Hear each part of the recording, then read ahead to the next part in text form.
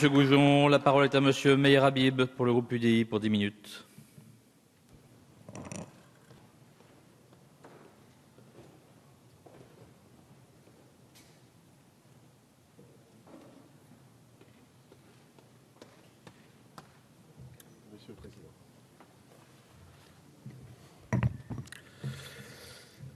Monsieur le Président, Monsieur le Ministre, Monsieur le rapporteur, Monsieur le Président de la Commission des lois, mes chers collègues. Légiférer sur la question de l'usage légal de la force, de la légitime défense, dans une société démocratique est toujours difficile et sensible.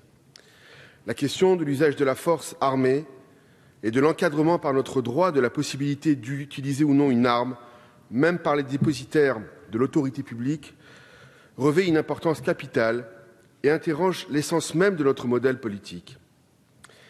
Elle a trait à l'essence même de notre pacte républicain qui veut que la puissance publique dispose du monopole de ce qu'on appelle la violence légitime. C'est l'expression d'un choix collectif, hérité de notre histoire et de notre conception de l'État. S'il y a un contre-modèle, c'est bien le modèle américain.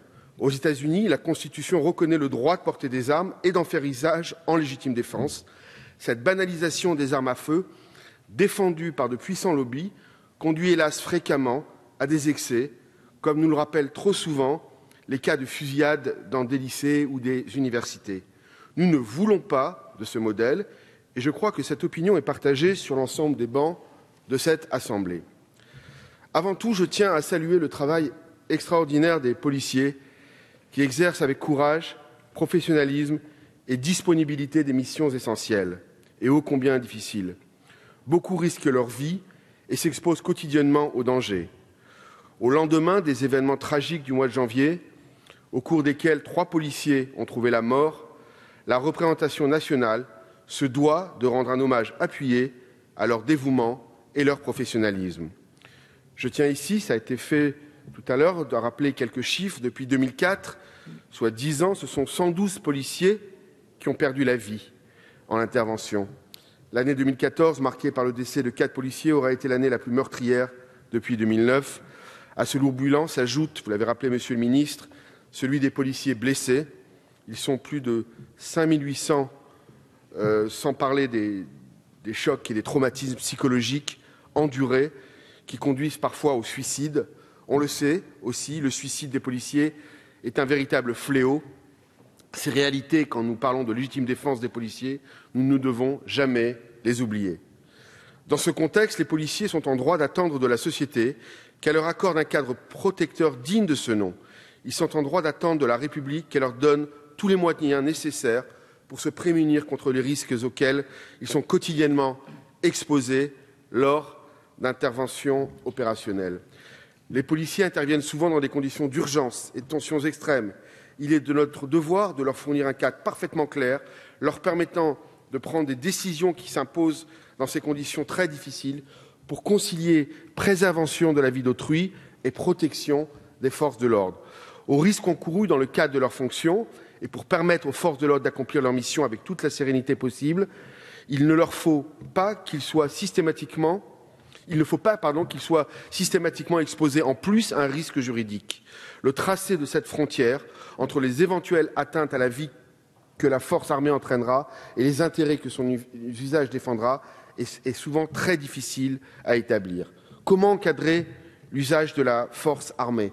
À quelles conditions peut-on estimer qu'un acte a été commandé par la nécessité de légitime défense en réaction à une atteinte injustifiée? Nous devons prendre tout le temps nécessaire d'étudier ces questions essentielles.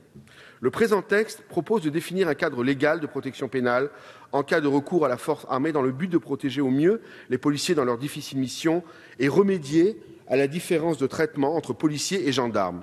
Sur le principe, l'objectif est louable, puisqu'il s'agit de donner aux forces de police les moyens nécessaires à leur défense, eu égard aux situations exceptionnelles auxquelles elles peuvent parfois avoir à faire face. Notre collègue Éric Ciotti, le rapporteur, part du constat suivant. Les policiers sont soumis au droit commun et ne peuvent recourir à la force armée qu'en cas de légitime défense. Cette dernière suppose la réunion de 3 conditions, la nécessité, la proportionnalité et enfin la simultanéité entre l'atteinte et la riposte. Cette simultanéité est une condition restrictive. Elle ne permet pas la riposte préventive, à la différence de l'état de nécessité qui fait référence au danger imminent. Les gendarmes, quant à eux, ne sont pas pénalement responsables s'ils font usage de la force armée absolument nécessaire après sommation. De fait, les policiers et les gendarmes, tous deux confrontés à des situations exceptionnelles, sont inégaux dans leur usage de la force armée. Faut-il pour autant aligner le régime appliqué aux gendarmes à celui des policiers? En premier lieu, si inégalité il y a, elle n'implique pas une impunité des gendarmes. Leur usage de la force armée, s'il n'est pas soumis au régime de droit commun, n'est pas moins strictement encadré. Cet usage, dans les hypothèses énumérées par le Code de la défense, doit être absolument nécessaire. Par ailleurs, une circulaire du 2 février 2009 est venue renforcer les exigences liées à la nécessité absolue et à l'absence d'alternative à l'emploi des armes. En outre, le groupe UDI croit à l'importance du dualisme sur lequel est fondée l'organisation des forces publiques de sécurité française. C'est sur ce dualisme que repose la société française entre une force de police à statut civil et une force de police à statut militaire soumise au devoir des réserves. La gendarmerie doit conserver cette spécificité au regard des caractéristiques propres à la mission qui lui est dévolue. En second lieu, nous observons que le texte mentionne les personnes armées. Quand bien même nous faisons par principe confiance au professionnalisme, au jugement des policiers, nous estimons trop imprécise cette notion. Cette disposition couvre-t-elle à la fois les armes par nature et par destination? On peut craindre que ce champ très large ne nuise à l'exigence de proportionnalité qu'il est indispensable de respecter lorsque des vies sont en jeu. Certes, cette proposition de loi ne va pas aussi loin que le texte qui a été débattu au Sénat et qui préconisait ni plus ni moins que d'instaurer une présomption de légitime défense.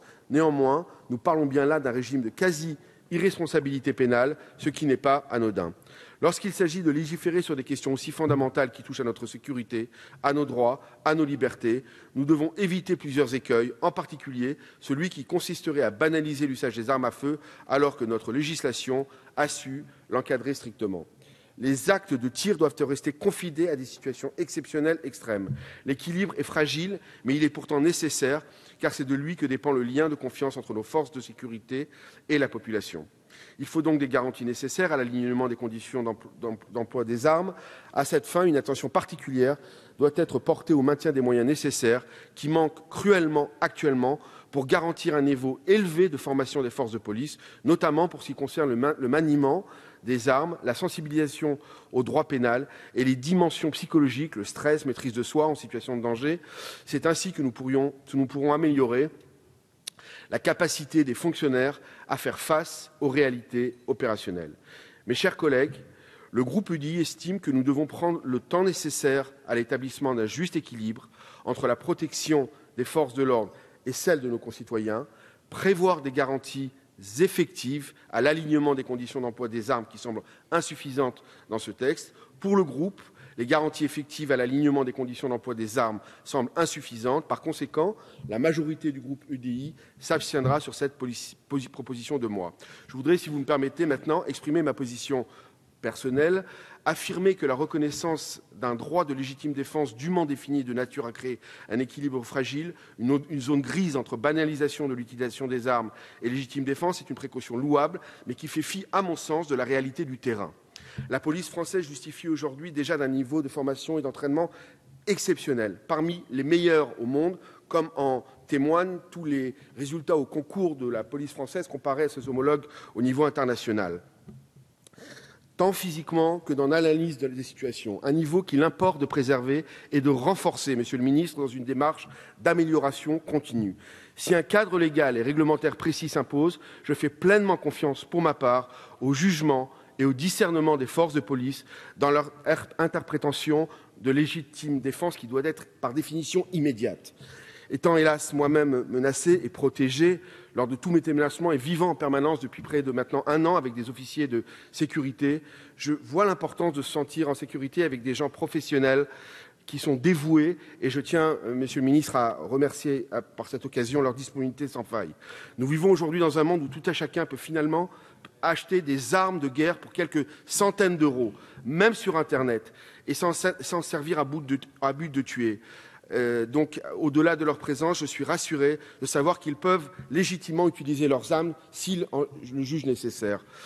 Les policiers ne disposent en général souvent que d'armes de poing, alors que le grand banditisme, vous le rappelez, Monsieur le Ministre, et les djihadistes brandissent de plus en plus des armes de guerre. Pensons là encore à ce malheureux policier lors de l'événement tragique de Charlie Hebdo.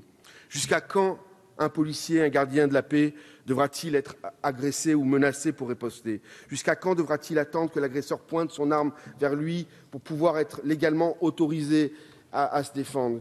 Que l'agresseur pointe son arme vers lui pour pouvoir être légalement autorisé à le défendre? N'a-t-on pas appris suffisamment ces derniers mois de l'importance pour un policier d'être armé et de pouvoir l'utiliser? Je tiens à mon tour ici à rendre hommage à Clarissa Jean-Philippe, Franck Brinsolaro et Ahmed Merabet, nos policiers, lâchement assassinés dans l'exercice de leurs fonctions en janvier dernier. Leur assassinat nous force à repenser notre système pénal. Nul doute que nos forces de l'ordre savent constater un danger imminent, à la fois pour leurs personnes et pour nous, et pour les citoyens qu'ils protègent. Nous devons, nous législateurs, aux garants de notre sécurité, le droit d'exercer leur métier en toute sérénité. C'est pourquoi, pour ma part, je voterai pour cette proposition de loi parce que j'ai confiance en eux. Je vous remercie. Merci.